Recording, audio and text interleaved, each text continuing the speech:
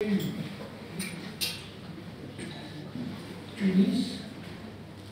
le site de Carthage, tout ce qui a le bon est portugais, qui est une vraie question. Et puis vous avez Madrid. On a trouvé des choses en 1940, je crois. Vous avez eu 1907. Comment 1907. 1907, pardon, excusez-moi. Alors on a trouvé et il y a du travail d'archéologue plongeur. C'est comme ça. Vous avez la parole, là, le truc marche. Merci Monsieur le Président. Donc, je me présente, Quentin Sarkissen, je suis maître assistant à la faculté de droit et des sciences politiques de Tunis. Je tiens d'abord à remercier les organisateurs de ces journées, et en particulier le professeur Razin Al-Alaï, pour avoir permis donc de présenter mon exposé intitulé Le Code du patrimoine et la protection du patrimoine culturel subaquatique. Comme vient de le dire cher Président, ce n'est pas une question facile à traiter. Et évidemment, comme vous savez tous, et là je vais vous emmener vers le large, c'est-à-dire vers la mer, pour vous parler un peu du régime juridique de protection donc, du patrimoine culturel subaquatique. Comme vous savez tous, donc, les côtes tunisiennes sont situées au carrefour donc, du bassin occidental et oriental de la Méditerranée, et il s'agit d'un lieu d'échange maritime très important et théâtre également de plusieurs batailles navales et berceau des civilisations maritimes. Et donc, par conséquent, les profondeurs donc, de ces eaux gardent enfouis les secrets des traces d'existence humaine. Et les objets qui sont émergés sont source aussi bien de curiosité et de fascination en raison de leurs valeurs exceptionnelles, mais également objets d'appropriation publique ou privée, et cela alimente également leur trafic illicite. Bien évidemment, la plupart d'entre vous connaissent l'épave de Mendéa, qui a été découverte donc, en 1907 par des pêcheurs, donc d'une manière fortuite, des pêcheurs d'éponges, au large de la ville de Mendéa. Et elle fut l'objet de 3 campagnes de fouilles entre 1908 et 1913, et qui permit donc de récupérer des colonnes et des chapiteaux, des stèles et des conteneurs. Ensuite, 3 autres campagnes ont été organisées entre 1993 et 1996 et qui ont permis, bien évidemment, de localiser avec précision l'épave et d'en faire donc la documentation complète. Donc, le milieu aquatique, plus particulièrement la mer, influence donc le statut du patrimoine culturel. Il métamorphose également son régime juridique et le rend plus difficile à étudier scientifiquement. Et d'ailleurs, à l'échelle internationale, la convention qui régit les différents espaces maritimes et organise les activités, c'est la Convention des Nations Unies sur le droit de la mer qui a été adoptée à Montego Bay, au Jamaïque, en 1982. Bien évidemment, cette convention n'a pas permis d'établir un cadre juridique global pour la protection du patrimoine culturel subaquatique. On trouve seulement 2 articles qui traitent de la question non pas du patrimoine en tant que tel, mais seulement des objets archéologiques. C'est l'article 149 relatif à la protection des objets archéologiques qui se trouvent dans la zone internationale, donc les fonds marins au-delà des espaces maritimes sous juridiction de l'État côtier, et également l'article 303, donc qui parle d'une manière générale de la protection des objets archéologiques, et son paragraphe 2 plus particulièrement qui concerne la protection des objets archéologiques dans la zone contiguë. Donc, ce qu'on peut dire, c'est que cette convention n'établit pas un cadre juridique général pour la protection du patrimoine culturel subaquatique. D'autre part, les conventions à vocation culturelle, par exemple la convention de 1972, ne permet pas de concevoir une protection spécifique du patrimoine culturel subaquatique, parce que les objectifs de cette convention ne sont pas véritablement la protection de ce patrimoine. Donc, devant ces insuffisances des dispositions conventionnelles à l'échelle internationale, il y a eu donc des initiatives pour la mise en place d'un cadre juridique international spécifique pour la protection du patrimoine culturel subaquatique, qui a été donc concrétisé par l'adoption en 2001 de la Convention pour la protection du patrimoine culturel subaquatique sous l'égide de l'UNESCO. Et cette convention est entrée en vigueur en 2009. Maintenant, concernant le cadre juridique national en matière de protection du patrimoine culturel subaquatique, bien évidemment, la Tunisie a un cadre juridique assez ancien. Il date donc de 1920, notamment par le décret baylical qui a établi un caractère public des antiquités qui ont été découvertes en mer à moins de 20 km des côtes. Donc, il faut attendre en 1986 pour que soit adoptée donc, la loi relative à la protection des biens archéologiques et des sites naturels, qui a permis donc de mettre un régime particulier pour les biens culturels qui se trouvent sur des espaces maritimes. Bien évidemment, ce cadre juridique a été, si vous voulez, renforcé, notamment par donc, le Code relatif à la protection donc, du patrimoine archéologique, historique et des arts traditionnels, qui a été promulgué donc, en 1994. Mais également, on trouve un autre texte qui parle des épaves archéologiques, c'est la loi de 1998, qui est relative aux épaves maritimes et qui englobe, bien évidemment, dans sa définition, les épaves maritimes, qui sont, tous les objets sans maîtrise, y compris les objets de caractère archéologique ou historique. Donc, on est face à deux textes, c'est-à-dire la loi relative aux épaves, qui, d'une part, donc, intègre dans sa définition les épaves archéologiques, mais qui, d'autre part, renvoie à la loi au code relatif à la protection donc, du patrimoine, pour l'origine de la protection. Donc, avant d'aborder le régime juridique qui est prévu par le code, il est intéressant donc de voir ou bien de comparer la définition qui a été donnée dans la Convention de 2001 relative à la protection du patrimoine culturel subaquatique et de la comparer avec la définition de l'article 1er relatif donc, à la définition du patrimoine archéologique, historique et traditionnel.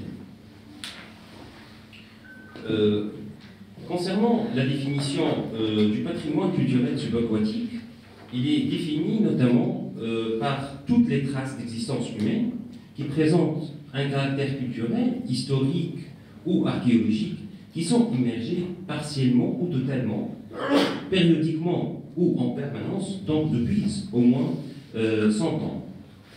Et il y a une énumération de ces différents patrimoine, donc qui sont les sites, structures, bâtiments, objets et restes humains, ainsi que leur contexte archéologique et naturel. On trouve également les navires, les aéronefs, autres véhicules ou toute partie de ceux-ci. Et également les objets à caractère préhistorique. Si on compare cette définition à la définition contenue à l'article 1er du Code, on remarque que le législateur tunisien a abandonné le critère chronologique, c'est-à-dire celui de 100 ans. Alors que ce critère existait avant, notamment dans la loi de 86. Mais ceci n'empêche qu'il a retenu d'autres critères, notamment l'intérêt culturel et également la valeur nationale et internationale. Donc, maintenant passons au régime. Donc, il est intéressant dans ce cadre d'examiner le régime juridique national en matière de protection du patrimoine culturel subaquatique, notamment à travers les dispositions qui sont contenues dans ce code et qui sont au nombre de 4, de l'article 73 à l'article 76, prévu dans le chapitre 2 du code du patrimoine. Et il faut bien évidemment examiner ces différents textes, ou bien ces différents articles, à la lumière de la Convention sur le patrimoine culturel subaquatique. Ce qu'on peut dire, c'est que le patrimoine culturel subaquatique, je précise bien, dans les eaux intérieures et la mer territoriale, sont sous la compétence, si vous voulez, archéologique de l'État côtier. Je vais expliquer ce que ça veut dire, la compétence archéologique de l'État côtier. Il est très important en droit de la mer, donc, de préciser l'espace sur lequel se trouvent les objets archéologiques. Parce que les espaces ont des régimes juridiques différents. Donc, chaque espace a un régime juridique particulier. Par exemple, si dans les eaux intérieures, l'État exerce sa compétence, sa souveraineté exclusive, en ce sens que dans le cadre des objets archéologiques, par exemple, elle peut autoriser, interdire les fouilles, elle peut également mettre en œuvre des mesures de conservation avec un pouvoir discrétionnaire. Alors que dans la mer territoriale, qui s'étend jusqu'à 12 000 marins, 12 000 marins, c'est 1 000 marins, c'est l'équivalent de 1,850 km. 1,850 km. 1 000 marins. Donc, la mer territoriale s'étend donc à partir des lignes de base, ou bien, si vous voulez, le rivage, jusqu'à 12 000 marins. Sur cet espace, l'État côtier, certes, il exerce encore ou garde sa compétence exclusive ou sa souveraineté, mais elle doit tenir compte d'une exception qui est celle du passage inoffensif. Donc, bien évidemment, la Convention des Nations Unies donc, a prévu que les navires des autres États ont le droit donc, de traverser, si vous voulez, donc, cette mer territoriale sans que l'État, bien évidemment, côtier, ne puisse gêner cette traversée. Mais à condition que les navires qui traversent respectent certaines conditions, entre autres de ne pas mener des activités de prospection. Parce que le fait de mener des activités de prospection constitue une violation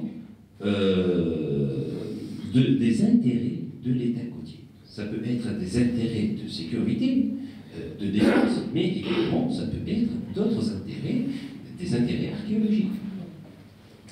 Bien évidemment,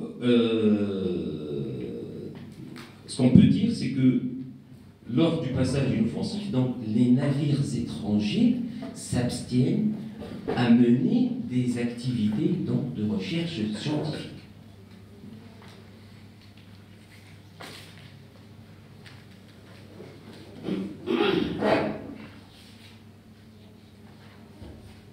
bien évidemment,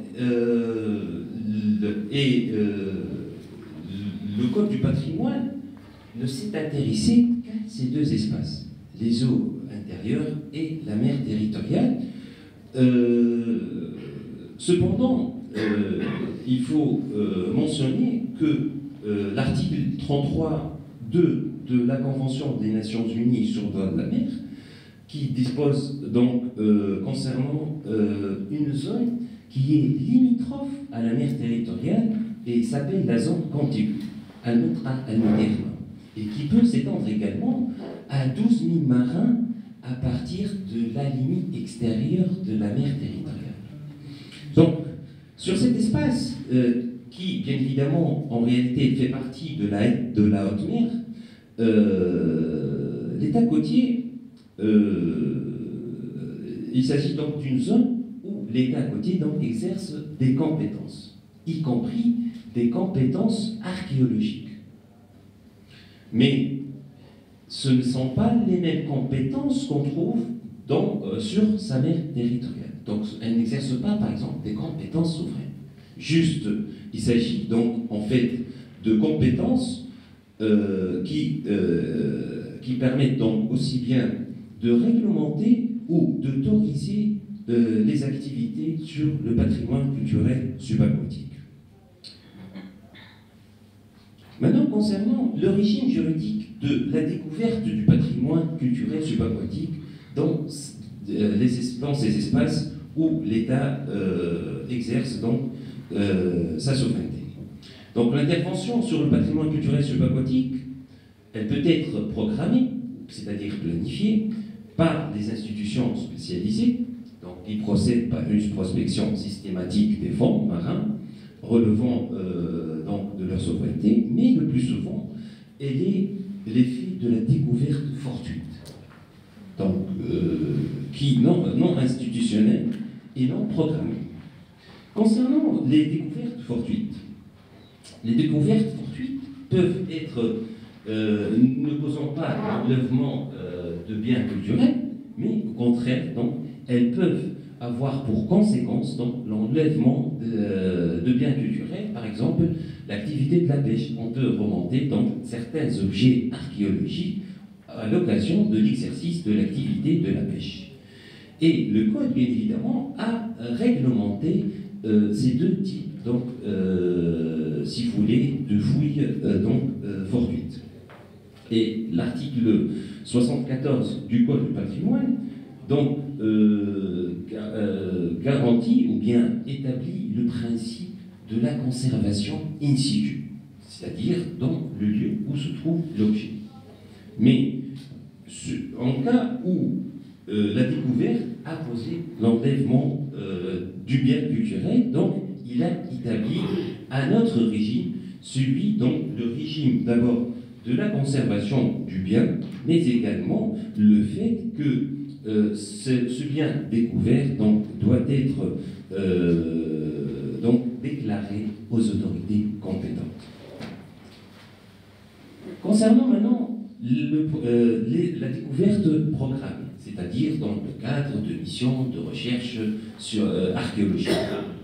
Donc les fouilles programmées, bien évidemment, sont intentionnelles et exigent donc une mobilisation aussi bien de ressources humaines, matérielles et financières, donc afin de mettre à flot un bien culturel.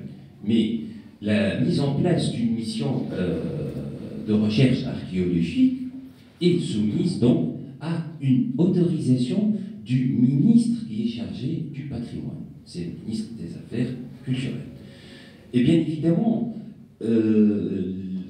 l'autorisation n'est pas seulement soumise au régime du Code du patrimoine, mais également à d'autres textes. Et plus particulièrement, c'est le décret 1836 de 1997 qui est relatif donc, à la recherche, qui est relatif donc, aux activités de recherche scientifique, de forage, d'exploration, de levée. Et d'ailleurs, ce texte a institué une commission consultative des activités maritimes qui est chargée d'examiner, de donner son avis concernant les activités de recherche archéologique. Et d'ailleurs, ce texte, cette commission, bien évidemment, qui était sous l'autorité du ministre de la Défense, a récemment été modifié en date du 28 mars 2024 pour que cette commission donc, devienne sous l'autorité du secrétariat général des affaires maritimes. Donc c'est le secrétariat maintenant qui donc chapeaute cette commission qui va donner son avis sur les activités de prospection. Donc avant que tout État étranger ou bien une institution étrangère va mener des activités dans les eaux sous souveraineté tunisienne, ou bien également dans les eaux où la Tunisie exerce sa souveraineté, c'est-à-dire la zone économique exclusive ou sur le plateau continental, donc doivent déposer une autorisation au ministère compétent 6 mois avant le commencement ou bien le début des travaux, et bien évidemment la commission donne son avis concernant donc ces activités.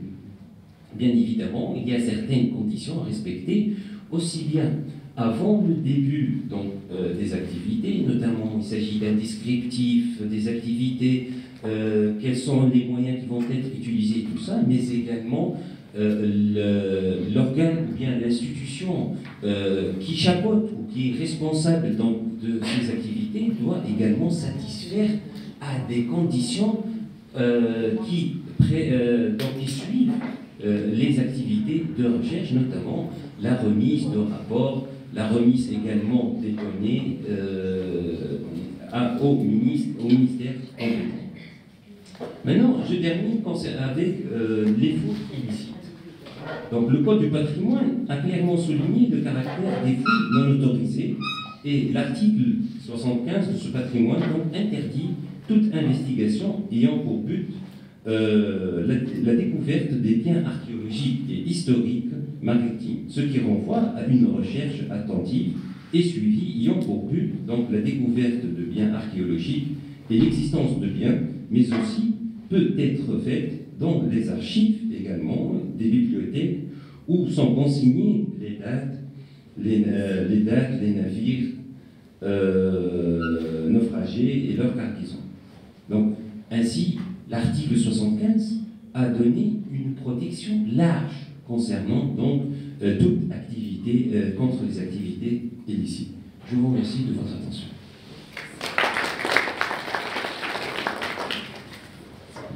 Monsieur Montazon, merci beaucoup. Alors, puis-je vous poser une question? Est-ce que vous avez eu l'occasion d'appliquer cette réglementation, par exemple, sur le site de Carthage?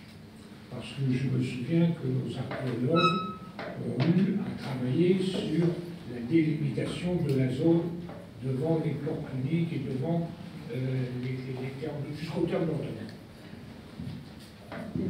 Merci pour cette question pertinente. En fait, la question de l'autorisation ne s'applique qu'aux navires étrangers, donc aux activités archéologiques qui sont menées par soit des États étrangers ou bien des institutions et même des organismes intergouvernementaux. Par exemple, s'il y a des prospections archéologiques qui sont menées sous l'égide de l'UNESCO. Donc, dans ce cas, l'autorisation est obligatoire. Mais pour les recherches qui sont menées, par exemple, par l'INP, cette autorisation n'est pas obligatoire. Donc, il faut juste simplement l'autorisation du ministre compétent, sans passer par ces différentes procédures. Et ça, c'est une garantie donc, pour l'État côtier, et également, ça favorise donc la recherche nationale en matière d'archéologie subaquatique. Je vous remercie et je ne vous pose pas de questions sur ma lien parce que si je me souviens bien, Anel Lourechi, archéologue, a travaillé sur la côte de Madère et a eu des problèmes de navigation. Il a fouillé, il est descendu dans l'eau, il a eu des problèmes. Finalement, je ne sais pas s'il a été autorisé ou s'il a fait un travail. Est-ce que vous avez eu des renseignements sur ça? Non, pas, je ne sais pas. Je ne suis pas au courant de cette caisse. Bon, voilà, alors je vous remercie beaucoup. Je vous propose que si on a des questions à poser, on les pose tout de suite pour avancer. D'accord, parce que là, on va. Je pense que c'est une bonne idée, le temps qu'ils arrivent pour mettre en marche. D'accord, alors, mesdames, messieurs. En fait, on va parler de questions, mais d'abord, je voudrais remercier Montassin de nous avoir éclairés et de nous avoir fait plonger, en fin de compte, le sujet du patrimoine subaquatique. Depuis hier, on est en train d'évoquer, parfois de mettre à l'index des défaillances. Je crois que c'est ça la raison pour laquelle nous sommes là. Je ne pense pas que cette communauté si relevée est là pour caresser quelque entité que ce soit dans le sens du poil. Je pense que l'intérêt que la communauté scientifique tire de sa rencontre contradictoire, interdisciplinaire, c'est de souligner les pans de progrès possibles. Je crois qu'on n'a pas cessé de le faire depuis hier. Pour autant, en matière de patrimoine subaquatique et de régime juridique, et je sais comment ça partage cette idée avec moi, c'est que la Tunisie occupe une place internationale parmi les plus avancées. Alors on a dit hier qu'on était en retard, que nos codes, oui, et c'est probablement vrai, mais parfois il faut prendre la réalité comme elle est.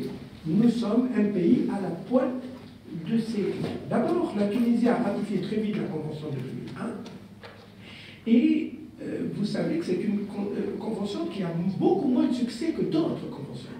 Il y a des zones, des mers et des océans où aucun État ne l'a ratifié. Ça veut dire on ne l'applique pas. Et la partie du bassin méditerranéen, et surtout la partie ouest, c'est pour l'UNESCO le cas d'école. Tous les États côtiers sont partis à la Convention, donc c'est le droit qui norme les rapports, etc. Et le principe de la Convention, c'est de conserver in situ. Ça peut nous choquer, mais l'idée c'est de garder sous l'eau. Et la deuxième chose, c'est de favoriser la coopération internationale. Or, le seul cas aujourd'hui de coopération multilatérale concerne le patrimoine subaquatique se trouvant sur le plateau continental tunisien. C'est la bande des Skerki. Là, on est entre la Tunisie et la Sicile. Et la première fouille multinationale de 8 États, c'est un consortium de 8 États, donc la Tunisie a un leadership. C'est passé oui, la Tunisie en septembre dernier sur les bancs de Skerki, et aujourd'hui, dans la mise en œuvre de cette convention, qui est à ses débuts avec un succès mitigé, l'UNESCO et la communauté internationale montrent la Tunisie comme exemple de ce point de vue-là. Ça ne veut pas dire que notre patrimoine sous l'eau se porte bien, mais en tous les cas, l'idée d'adhérer à un système normatif volontaire et exemplaire, nous sommes, pour une fois qu'on peut dire sans détour, que nous sommes dans une très bonne position. La deuxième remarque que m'inspire la présentation de votre salle, c'est là un cas type d'ordonnancement entre droit international et droit interne, sur la question de comment on mesure la vétusté qui fixe ces patrimoines. Et Montassin, vous l'avez vu, nous rappelle deux choses, le droit interne et le droit international. La Tunisie, en adhérant à la Convention, fait du droit international une norme supérieure, sauf qu'ici, comme le délai est plus court au plan national, on estime qu'il est plus favorable pour la protection du patrimoine. C'est la norme nationale, parce qu'elle est plus favorable, qui est appliquée. Ça aurait été le contraire, on aurait appliqué le droit international. Et vous voyez, ce qu'on a évoqué ce matin, c'est-à-dire que le code n'est plus le code de 94, en fait. c'est le code avec la sédimentation juridique qui s'est ajoutée. Aujourd'hui, en matière de patrimoine subaquatique, il y a le code, mais il y a la convention de 2001 qui est assez début. Merci. C'est ce que je voulais dire. Quelqu'un veut prendre la parole? Madame. Ce n'est pas la peine de prendre un micro, j'ai la voix assez accessible. Je vous remercie, Monsieur Mansar, c'est une très belle présentation du régime juridique double, le régime international et le régime national. Juste, est-ce que vous avez idée du genre de contentieux soulevé, si vous avez connaissance, bien sûr, s'il y a eu un contentieux national ou international sur les épaves maritimes, à part le cas de Mandé, je pense. Moi, à ma connaissance, je connais que le cas de Mandé. En fait, la majorité des contentieux soulevés au niveau national concernent les épaves maritimes. Donc, mais pas particulièrement sur le patrimoine culturel au sens propre. Au niveau international, il y a une affaire qui a été indifférente, disons, entre l'Espagne et un autre État qui concerne donc qui a été soulevée devant le tribunal international du droit de la mer, TIDM. Il date si je me souviens, de 1994 ce différend, et qui concerne des activités qui ont été menées par l'Espagne dans le territoire de cet État. Et la Cour a considéré que il s'agit de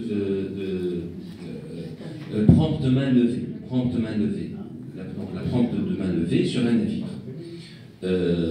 Et ce navire, en fait, il exerçait des activités de prospection en vue des activités pétrolières. Et la Cour est allée donc plus loin en considérant que le fait que ces navires mènent des activités de prospection porte atteinte également à la législation nationale de cet État en matière de patrimoine culturel subaquatique. Merci beaucoup. Merci, Monsieur Mansar. Y a-t-il une autre question? Eh bien, si vous me permettez, on va passer à l'intervention de Vincent Bouravi sur la valorisation du patrimoine insulaire. Quel rôle pour la société civile? Allez-y. Donc, voilà, je suis Vincent Bouravi. Je parle au nom du d'actuel comité directeur de l'association pour la sauvegarde, dont je ne fais plus partie. Je suis ancien président de cette association et je suis très honoré aujourd'hui d'être des vôtres pour parler de l'association pour la sauvegarde et du rôle qu'elle a joué en tant que composante de la société civile insulaire pour la préservation du patrimoine insulaire. Donc je devrais commencer par peut-être mettre un peu dans son contexte la création de cette association. Il y a eu, c'est tenu à Djerba entre le 23 et le 26 janvier 1975, un séminaire, je dirais international, pour la sauvegarde de l'architecture et de l'environnement à Djerba. Ce séminaire, aux travaux de ce séminaire ont pris part une cinquantaine de personnalités, tunisiennes et étrangères, donc pluridisciplinaire, on va dire. Feu Slahdin qui, dans sa préface, dans les actes du séminaire, donc, a fait part des recommandations issues des travaux de ce séminaire. Il n'était point question au départ de penser à la création d'une association. Mais tous les participants aux travaux de ce séminaire ont tirant la sonnette d'alarme et en visionnaire, vraiment en visionnaire averti, ont appelé justement à l'urgence de la définition d'un cadre juridique à même de permettre la mise en application de l'ensemble des recommandations émanant des travaux de ce séminaire. Et c'est pourquoi ils ont pensé à créer une association qui a été dénommée donc Association pour la souveraineté du Tchamba, qui a vu le jour une année plus tard, c'est-à-dire au mois de mai 1967. Voilà, donc la SIDJ est aujourd'hui à pratiquement 48 ans d'existence, donc 48 ans d'action entreprise par cette association depuis sa création. Parce que depuis sa création, les comités directeurs ont pris conscience de la lourdeur de la responsabilité qui leur incombait, parce qu'ils avaient connaissance que le patrimoine est un bien commun, et sa restauration, sa préservation, sa valorisation est une responsabilité partagée, ou elle ne l'est pas, complémentaire, ou elle ne l'est pas. Et donc, l'association pour la sauvegarde, qui a vu le jour depuis, a pris donc au sérieux cette responsabilité qui lui incombait, et elle a commencé à s'en acquitter à bon escient. La première chose qu'elle a faite, c'est la création de ce centre de documentation à partir duquel je parle. Parce que les différents participants ont pris conscience qu'il y avait un déficit de documentation. Et on ne peut pas comprendre un bien, on ne peut pas comprendre un patrimoine si on est en manque de connaissances sur ce patrimoine. C'est la raison pour laquelle l'association, l'une des actions prioritaires entreprises par la SIDJ était de doter cette île d'un centre de documentation, et aujourd'hui ce centre peut prétendre être donc une destination incontournable pour toutes celles et tous ceux qui veulent entreprendre des recherches et des études chercheurs. Et je vous assure que ce centre a été donc la cible de beaucoup de chercheurs, pour ne pas, je ne veux pas citer des noms pour ne pas en oublier. Voilà. Et puis la SIDJ a été à l'origine de plusieurs projets ponctuels, je dis bien, qui avaient accès ou qui focalisaient sur le patrimoine avec tous ses aspects, comme je disais, le patrimoine bâti, le patrimoine matériel bâti, et la SIDJ a été à l'origine de beaucoup de projets de restauration de monuments en étroite collaboration avec l'Institut national du patrimoine particulièrement, et aujourd'hui, donc au moins une trentaine de monuments ont été sauvés de l'effritement, de la disparition de la surface de la terre, sans l'intervention salutaire de cette association pour la sauvegarde de l'île de Tchamba. L'association a été aussi à l'origine de beaucoup d'études, beaucoup de projets scientifiques, je dirais, comme l'élaboration de l'agenda 21. Nous savons que, sur incitation du ministère de l'Équipement à l'époque, suite au sommet de la Terre à Rio, l'idée était d'inciter les ONG dans les différents pays d'élaborer des agendas 21 locaux, et ça a été le cas pour la Tunisie. L'association pour la sauvegarde, en réponse à cette incitation, à cette requête, a été donc vraiment à l'initiative d'élaborer un agenda 21 local en 1997, et en 2002, l'agenda 21 local était fin prêt pour être donc mis en application par les différentes institutions publiques dans l'île. Malheureusement, ça n'a pas été le cas. L'association aussi a pris l'initiative d'élaborer l'Observatoire de développement durable, qui a été une des recommandations de l'agenda 21, une recommandation prioritaire de l'agenda 21. La création d'aires spécialement protégées pour la préservation de la biodiversité, en contribution à la préservation de la biodiversité dans les espaces dans les milieux naturels méditerranéens. La SIDJ a été aussi à l'origine du classement de 3 zones humides dans la Convention de Ramsar. C'était en 2007. 3 zones humides ont été ajoutées à l'ensemble des zones humides classées dans la Convention de Ramsar, donc de zones humides d'importance internationale. Une 4e est en cours, celle de la Hadria, qui court aussi le risque de par la convoitise rampante sur ce site naturel par les promoteurs touristiques. Donc il y a un dossier qui a été élaboré et pour un futur classement de cette zone dans la Convention de Ramsar. Et le dernier projet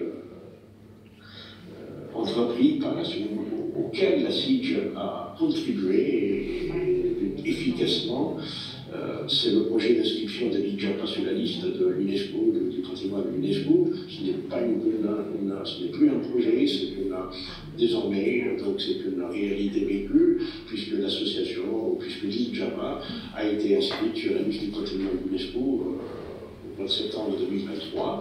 Et le processus de mise en œuvre de la réalisation de la proposition d'inscription, comme nous savons, c'est un processus très long, un processus studieux, un processus savant, mais il a été jalonné de difficultés, de soubresauts multiples, de fâcheux contretemps, et la SIDJ a été de bout en bout, a suivi de bout en bout la mise en œuvre de ce processus, depuis l'inscription de l'Idjaba sur la liste indicative en 2012 jusqu'à l'aboutissement ou l'heureuse consécration au mois de septembre 2023. La SIDJ a été au cœur de ce processus en partenariat vraiment exemplaire avec les institutions de l'État, le ministère des Affaires culturelles en l'occurrence, l'Institut national du patrimoine et l'Agence de mise en valeur et de promotion du patrimoine culturel.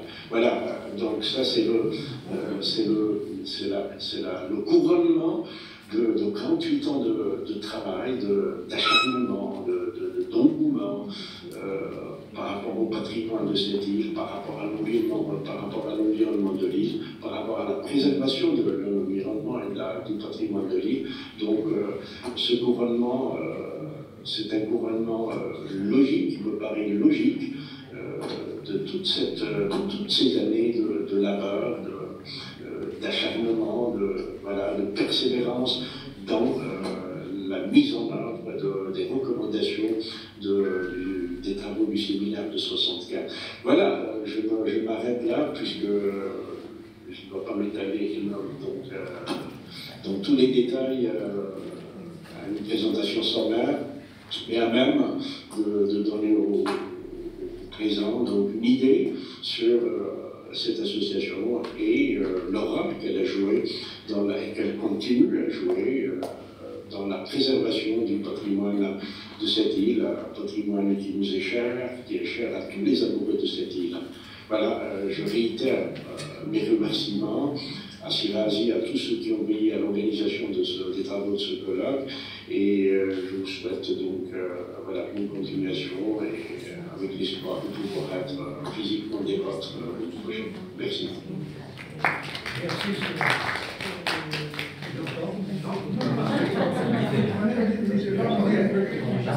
Bon, est-ce que vous voulez dire des choses là-dessus, parce que c'était une affaire très très importante, le rôle de la SIDJ dans la protection de l'île de Java.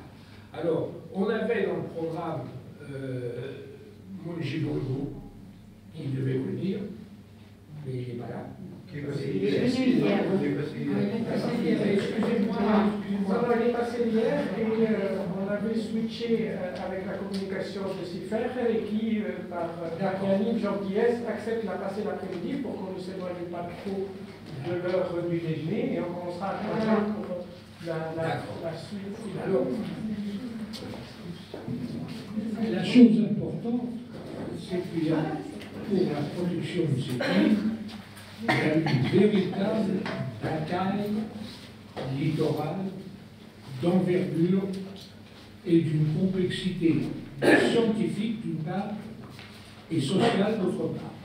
Alors, Nasser et Mounjibogou ont dû certainement expliquer les conflits qui sont nés avec l'Office du tourisme qui a occupé les plages, et ensuite l'idée de création de ce port qui accélère la montée des eaux et que l'on voudrait bien, paraît-il, défaire. Mais ça, c'est une autre opération qui coûte pas mal d'argent. Bon, voilà, je crois que s'il y a des questions, on peut débattre. Oh, pardon, madame. Madame a essayé. C'était lui le premier? Ah, d'accord.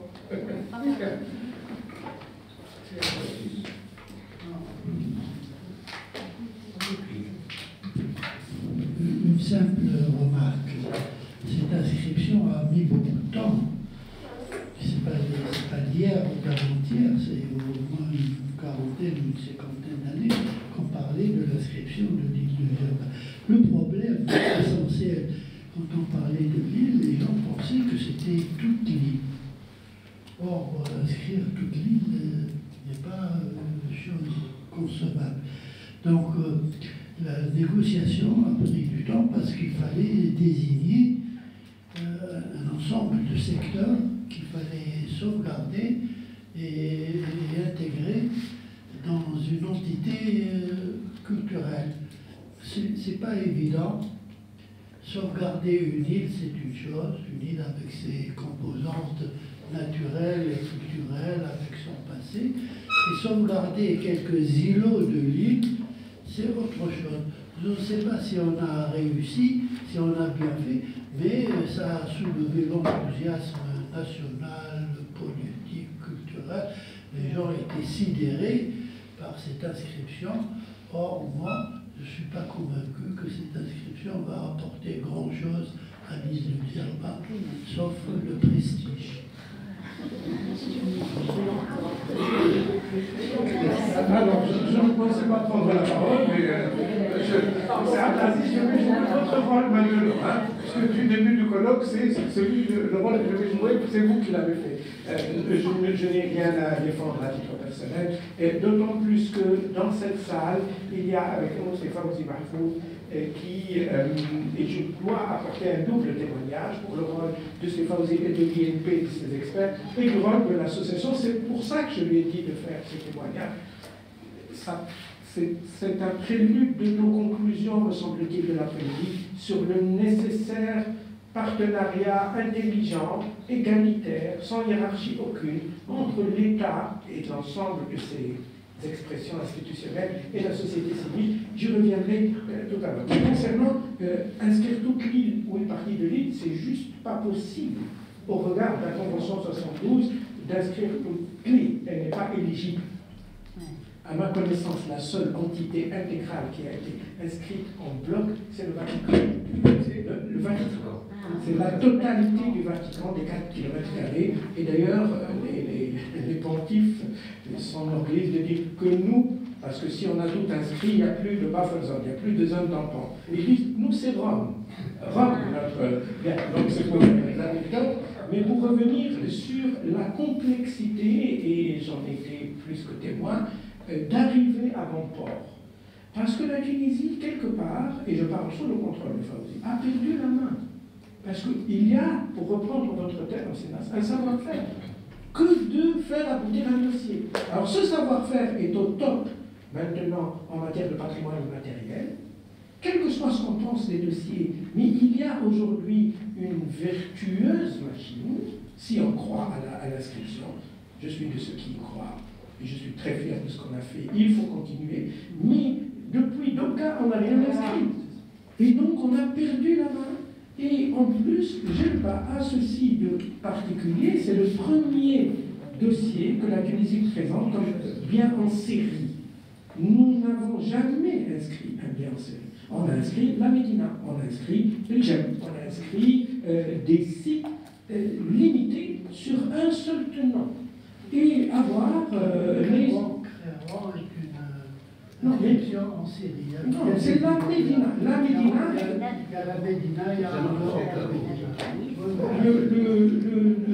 tout le problème pour Jelba a été de coordonner ces questions. Je ne rentrerai pas dans le détail, peut-être tout à l'heure, l'après-midi, on en parle. Et je voudrais saluer le travail de l'association de sauvegarde des îles de Jelba, pas pour l'inscription, pour la documentation. Aujourd'hui, les personnes et les quantités, les dizaines de journalistes internationaux qui me disent on veut retrouver le fil de l'histoire. Le seul site fiable et consultable qui nous dit voici comment on a allumé la mèche jusqu'au vote en Arabie Saoudite en septembre dernier, c'est leur site qui nous dit les étapes sans état d'âme, en toute objectivité, en enlevant les noms des personnes, en ne mettant que les étapes objectives. Et donc, il y a un effort de documentation que je salue chez cette association et chez d'autres, et on en parlera peut-être cet après-midi sur le rôle crucial dans la Tunisie d'aujourd'hui, de la société civile, dans la protection du patrimoine, et dans la mise en œuvre du code, parce que c'est une forme de mise en œuvre du code. Mais je suis sûr que Fawzi, maintenant ou tout à l'heure, vous fera part aussi de l'aspect du côté des institutions, de la difficulté de mener à bien le dossier de Jelba, et j'espère qu'on ne va pas dormir sur nos lauriers, et que vite on sortira. Nous avons 16 dossiers dans la liste indicative, 16. C'est-à-dire, si on prend la chronologie normale de l'UNESCO, il nous faut plus, beaucoup plus. La moyenne est maintenant entre 7 et 8 ans, pas pour la dernière. Donc il faut presque 50 ans. Si on prend le rythme normal et si on décide de les faire, d'ailleurs certains dossiers ne sont plus susceptibles d'inscription actuelle, parce que le mode d'inscription du comité a changé depuis le temps que les dossiers ont été présentés. Voilà le petit témoignage que j'ai voulu faire. Merci, madame. Si vous voulez bien prendre la parole. Merci beaucoup. Je remercie beaucoup monsieur l'intervenant, monsieur Bouabi, mais je suis reconnaissante à monsieur l'ambassadeur de l'UNESCO pour ces éclaircissements dont j'avais besoin personnellement. Les associations, la société civile en général, a un rôle très important qui pourrait dépasser l'importance même des institutions de protection du patrimoine, parce qu'ils ont maintenant une loi et ils ont la liberté d'expression aujourd'hui après la Révolution, disons entre guillemets. Je vais être précise. Malheureusement, M. Bouabi n'est pas là pour répondre à ma question, mais ma question s'adresse à vous tous et surtout aux surveillants et aux gardiens de ces institutions du patrimoine, aux gardiens du patrimoine, c'est-à-dire les institutions universitaires, juridiques, l'IMP, pourquoi pas la MV, PPC, etc. Je vais parler pour ma part, il existe un terrorisme culturel. Est-ce que pour les associations, la SM, etc., l'association dont on vient d'écouter les témoignages, l'association a un rôle, certes, de sensibilisation, de participation au programme, d'élaboration d'études, etc. Mais est-ce que son rôle je reviens à l'accès à la justice, est-ce que pour les attentats qu'a vécu la synagogue de Jelba ne constitue pas pour vous tous l'une des formes du terrorisme culturel? Je m'explique. Les biens culturels sont certes une composante du patrimoine culturel en général, du droit de l'environnement en général. Nous avons le texte de 2015 sur le terrorisme. Ce texte parle de l'environnement. L'atteinte à l'environnement constitue un crime terroriste. Par définition, si les biens culturels appartiennent à l'environnement, est-ce que le fait d'aller à la Riba, il y a eu deux attaques, l'attaque de 2001, le kamikaze avec le camion de bouteilles de gaz, et l'attentat de l'année dernière du policier qui a tué son collègue et qui a causé des coups et des blessures à d'autres personnes, l'a fait dans l'enceinte, le haram, comme on dit en français, docteur Rassi, haram, l'enceinte de la synagogue. C'est-à-dire qu'il voulait terroriser des gens qui ont un culte. Ce sont des lieux de culte. Je m'adresse à Sifa aussi, je vous rappelle l'attentat du musée de Bardo. Le terroriste aurait pu tuer les touristes dehors, devant le bus, mais le fait d'aller, de s'introduire dans l'enceinte, dans le musée du Bardo, le fait de tirer des coups et une rafale, il était conscient, il savait que ces coups-là allaient atteindre. Heureusement, les vitrines étaient fortes, étaient bien cossues pour ne pas recevoir les coups, mais il y a eu quand même des égratignures, des vases cassés, etc. Pourquoi les institutions nationales, moi j'ai l'affaire à la maison, je l'ai suivie en premier ressort et en second ressort. Le représentant du chef du contentieux de l'État a été convoqué. Il n'a pas assisté une seule au nom de l'EMP et au nom du ministère de la Culture. Il n'a pas poursuivi l'affaire. Le juge, comme je vous l'ai dit, il s'intéresse à l'humain avant le bien culturel. Il y a eu des humains, il y a eu des décès, il y a eu des blessures fortes et il y a eu des décès de la part d'étrangers, des touristes qui nous ont visités. Mais les institutions ne prennent pas en considération qu'il existe quand même ce terrorisme culturel. Est-ce que vous êtes d'accord avec moi ou non? Voilà. Pourquoi vous n'allez pas taper sur la porte du juge pour avoir quand même cette protection judiciaire?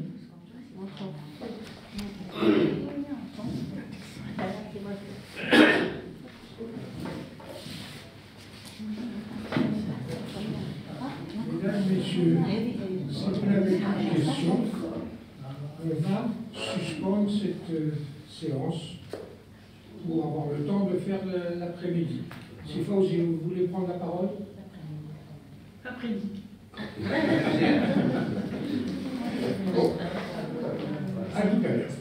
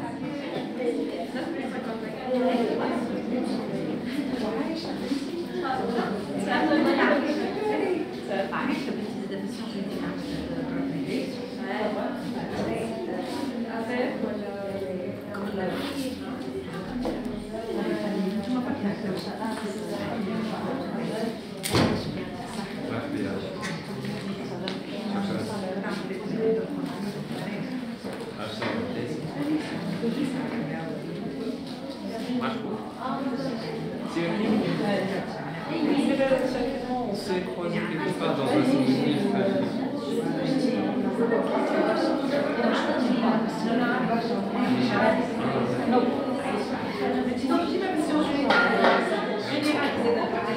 En quelle année?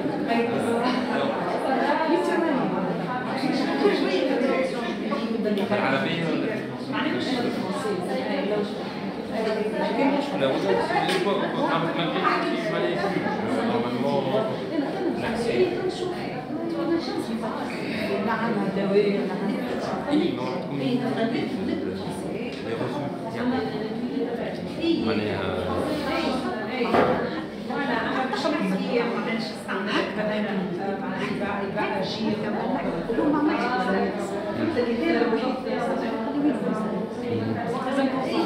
et surtout les affaires.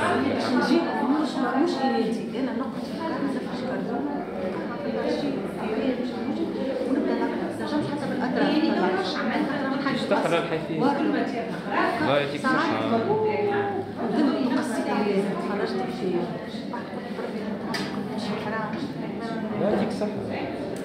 ربي ان شاء الله بالتوفيق. ان شاء الله يعيشك ربي يفضل.